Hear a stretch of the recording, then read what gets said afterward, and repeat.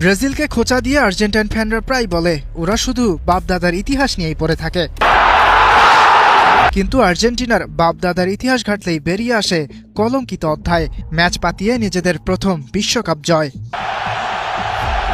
1978 বিশ্বকাপের আয়োজক ছিল আর্জেন্টিনা। মাঠে ফুটবলের উৎসব, গ্যালারিতে নীল সাদা ঢেউ, কিন্তু মাঠের বাইরে দেশটি ছিল সামরিক শাসনের অধীনে। ক্ষমতায় জেনারেল হোর্হে রাফায়েল ভিদেলার জান্তা সরকার। দেশজুড়ে তখন চলছিল দমন পীড়ন, গুম, আটক আর নির্যাতনের ভয়াবহ অধ্যায়। ইতিহাসে এই সময় পরিচিত ডার্টি ওয়ার নামে।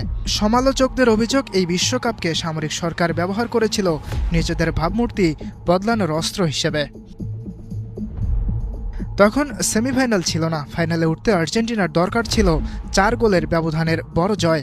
আর তখন আর্জেন্টিনা পেরুর সঙ্গে ম্যাচ পাতিয়ে 6-0 গোলের বড় জয় পায়।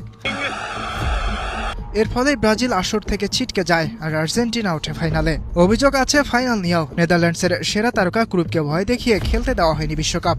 ক্রুপ খেলে আর্জেন্টিনা হয়তো শিরোপা ঘরে তুলতে পারত না। 1978 বিশ্বকাপ আর্জেন্টিনার কাছে প্রথম বিশ্ব জয়ের গৌরব, কিন্তু ফুটবল ইতিহাসের চোখে এটি ট্রফির ঝলকানির আড়ালে লুকিয়ে থাকা এক অন্ধকার অধ্যায়। ইয়াসির আরাফাত সবুজ, স্টার প্লে।